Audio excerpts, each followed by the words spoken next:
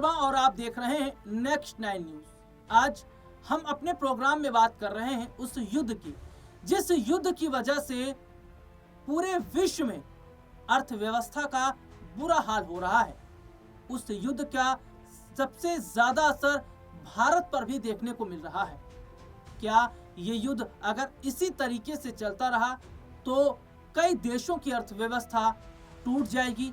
जी हाँ, दरअसल जिस युद्ध का हम जिक्र कर रहे हैं वो युद्ध है ईरान और इजराइल के बीच। दो देशों के बीच चल रहे घमासान युद्ध का असर अब भारत पर भी तेजी से पड़ने लगा है। यही वजह है कि भारत में कई चीजों के दाम जहां आसमान छू रहे हैं, तो वहीं गैस सिलेंडर की भारी कमी से आम जनता का बुरा हाल हो रहा है।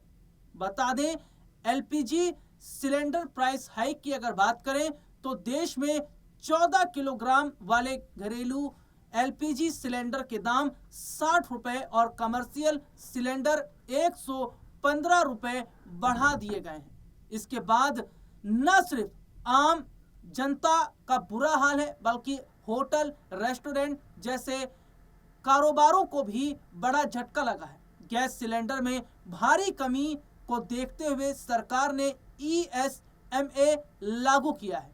आइए आपको बताते हैं ESMA आखिरकार क्या होता है और क्या जरूरत पड़ी है सरकार को ये लागू करने की।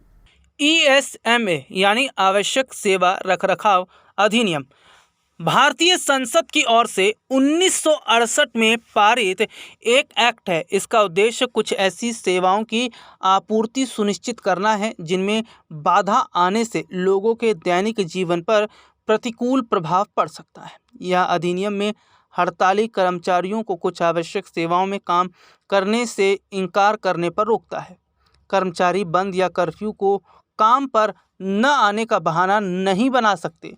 इसका मुख्य उद्देश्य स्वास्थ्य, परिवहन और बिजली जैसी ज़रूरी सेवाओं में हड़ताल को रोकना है। इससे आम जनता का जीवन प्रभावित ना हो। इसे अधिकतम 6 महीने के लिए लागू किया जा सकता है। इस श्रेणी में कई सेवाएं आती हैं। सार्वजनिक संरक्षण, स्वच्छता, जल आपूर्ति, अस्पताल या राष्ट्रीय रक्षा से संबंधित सेवाएं आवश्यक हैं।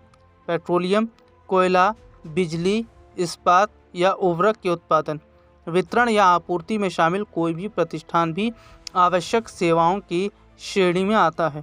इसके अलावा बैंकिंग से संबंधित कोई भी सेवा ESMA के दायरे में आ सकती है। यह अधिनियम संचार और परिवहन सेवाओं और खाद्यान्न की खरीद और वितरण से संबंधित किसी भी सरकारी पहल पर भी लागू होता है। राज्य सरकारें अकेले या अन्य राज्य सरकारों के सहयोग से तय क्षेत्रों में अपने अपने अधिनियमों को लागू कर सकती हैं। ESMA को अधिकतम 6 महीने के लिए लागू किया जा सकता है। सरकार ने देश भर में ESMA लगाने का फैसला अचानक नहीं लिया। जिस तरह से ईरान पर इजरायल और अमेरिका ने हमला किया और दोनों पक्षों के बीच सैन्य संघर्ष को 10 दिन से ज़्यादा हो चुके हैं, इसका असर दुनिया भर के देशों में दिख रहा है। वैश्विक अस्थिरता के समय में दुनिया में बढ़ती प्राकृतिक गैस की कीमतों के बीच केंद्र सरकार लगातार बड़े फैसले ले रहे हैं। इसमें एलपीजी सिलेंडर बुकिंग की अवधि को 21 दिन से बढ़ाकर 25 दिन कर दिया। इसकी वजह जमाखोरी को रोकना है। इसी के बाद देश भर में ESMA का फैसला लिया गया। इस युद्ध का भारत की अर्थव्यवस्था पर जो बुरा असर पड़ा है, उससे जनता काफी ज्यादा परेशान नजर आ रही है और सरकार अपनी खामियों को छुपाने में लगी है। आइए आपको दिखाते हैं अधिकारियों की तरफ से आखिरकार क्या बयान जारी किए गए हैं। दरअसल देश में कच्चे तेल की जहां बड़ी कमी देखने को मिल रही है, तो गैस सिलेंडर के दामों को सुनने के बाद और गैस सिलेंडर में भारी कमी के बाद देश का बुरा हाल है। आम जनता परेशान नजर आ रही है। ये रिपोर्ट आप देखिए। अमेरिका इजरायल ईरान युद्ध के कारण उत्पन्न अनिश्चितताओं के बीच बाजार में घबराहट में खरीदारी के संकेत मिलने के बाद केंद्र जरूरी कदम उठा रही है। सरकारी अधिकारियों ने बताया कि देश में एलपीजी की पर्याप्त आपूर्ति उपलब्ध है और स्टॉक को प्रभावी ढंग से प्रबंधित करने के उपाय के रूप में एलपीजी सिलेंडरों की बुकिंग का समय बढ़ा दिया गया है। अधिकारियों ने बताया कि यह कदम इसलिए उठाया गया क्योंकि मध्य पूर्व में बढ़ते युद्ध के कारण आपूर्ति बाधित होने की आशंका से बुकिंग बढ़ने से मांग में 15 से 20% की वृद्धि हुई थी। औसतन परिवार एक वर्ष में 14.2 किलोग्राम के 7 से 8 एलपीजी सिलेंडर का उपयोग करते हैं और सामान्यतः उन्हें 6 सप्ताह से कम समय में सिलेंडर रिफिल कराने की आवश्यकता नहीं होती है।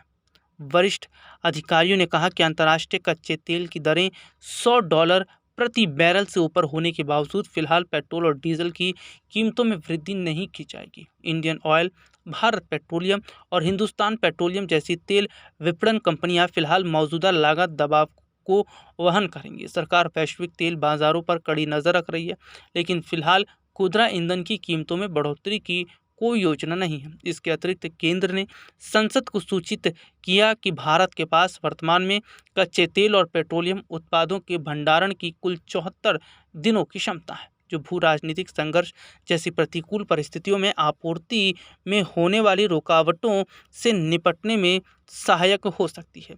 दरअसल लगातार देखा जा रहा है कि जिस तरीके से न सिर्फ कई सामानों के जो रेट हैं वो बढ़ रहे हैं, बल्कि यह भी देखा जा रहा है कि कई चीज़ों की कमी भी नज़र आ रही है।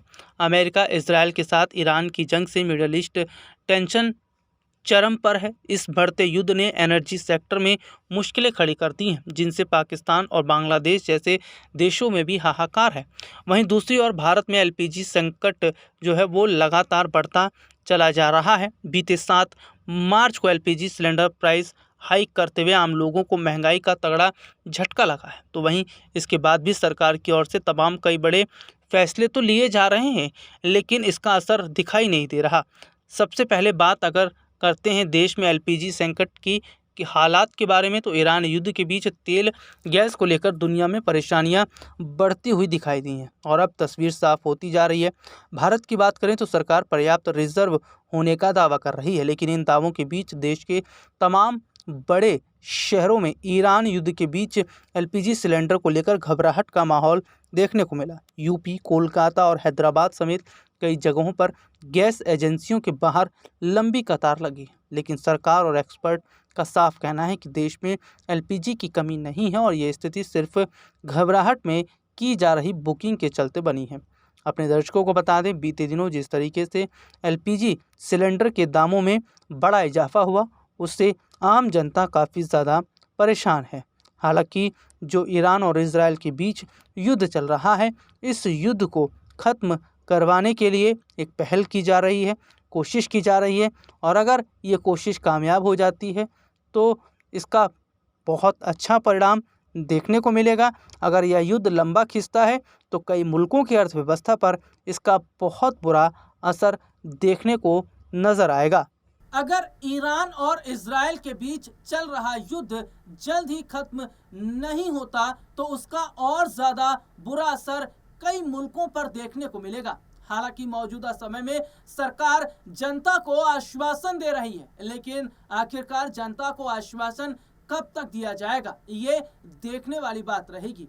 मौजूदा समय के अंदर मोदी सरकार की तरफ से ये कहा जा रहा है कि जनता को भयभीत होने की जरूरत नहीं है, जनता को डरने की जरूरत नहीं है, लेकिन सच को कब तक छुपाया जाएगा, क्योंकि जिस तरीके से मौजूदा वक्त में कई चीज़ों के जो दाम हैं वो लगातार बढ़ रहे हैं, तो दूसरी तरफ कई चीज़ों में भारी कमी भी देखने को मिल रही है। यानी कि स्टॉक कई जगह जो है वो आउट ऑफ सर्विस देखने को मिल रहे हैं, तो कई जगह ऐसे हैं कि लोगों तक ज़रूरी सामान नहीं पहुंच रहा है। ये कहा जा रहा है कि सामान आगे से नहीं आ रहा है। जैसा कि हम बात कर ही रहे हैं कि ईरान और इजराइल के बीच जो युद्ध चल रहा है ये घमासान हो गया है। इस युद्ध में अमेरिका की एंट्री से हालात और ज़्यादा खराब हैं, तो वहीं दूसरी तरफ ये देखा गया कि ईरान के समर्थन में रशिया जिस तरीके से आकर खड़ा हो गया, इससे ये बड़ा युद्ध हो गया है। ये विश्व शक्तियों का बड़ा युद्ध माना जा रहा है और इस युद्ध को खत्म करने के लिए पहल की जा रही है। लेकिन क्या ये युद्ध अगर लंबा चला तो इसका वाकई कई देशों पर बहुत बुरा असर पड़ेगा, उनकी अर्थव्यवस्था पर बुरा पड़ेगा। अपने दर्शकों को यहाँ पर याद दिला दें कि रूस और यूक्रेन का युद्ध आज तक चल रहा है और इस युद्ध को कम से कम अगर कहा जाए तो 2.5 साल से ज़्यादा का समय हो गया है, लेकिन अभी तक यह युद्ध समाप्त नहीं हुआ है। ऐसे में दो बड़ी शक्तियां एक बार फिर आपस में आ गई हैं, यहाँ अमेरिका और दूसरी तरफ रशिया, क्योंकि अमेरिका जहां इजराइल का पूरा समर्थन कर रहा है तो दूसरी तरफ रसिया भी अब ईरान के समर्थन में आकर खड़ा हो गया है। दो बड़ी महाशक्तियों का आपस में टकराना, जहां इसे तीसरे विश्व युद्ध से जोड़कर देखा जा रहा है, तो वहीं दूसरी तरफ ये भी कहा जा रहा है कि क्या आने वाले वक्त में अगर तीसरा विश्व युद्ध होता है, शुरू हो जाता है, तो क्या कई मुल्क आपस में बंटते नजर आएंगे और कई मुल्क अगर बंट जाएंगे तो क्या इसका बुरा असर उन मुल्कों पर देखने को मिलेगा। हालांकि कोशिश ये की जा रही है कि जो ये युद्ध हो रहा है इसको कैसे भी करके शांत करवाया जाए, इस युद्ध को टाला जाए, लेकिन जहां अमेरिका के राष्ट्रपति डोनाल्ड ट्रंप ने इसे नाक का सवाल बना लिया है, तो वहीं दूसरी तरफ ईरान ने भी सरेंडर करने से साफ मना कर दिया है, क्योंकि ये लड़ाई ईरान के लिए भी अब नाक का सवाल बन गई है। आज के इस प्रोग्राम में इतना ही। आपसे फिर दोबारा मुलाकात होगी, तब तक के लिए इजाजत दीजिए। नमस्कार।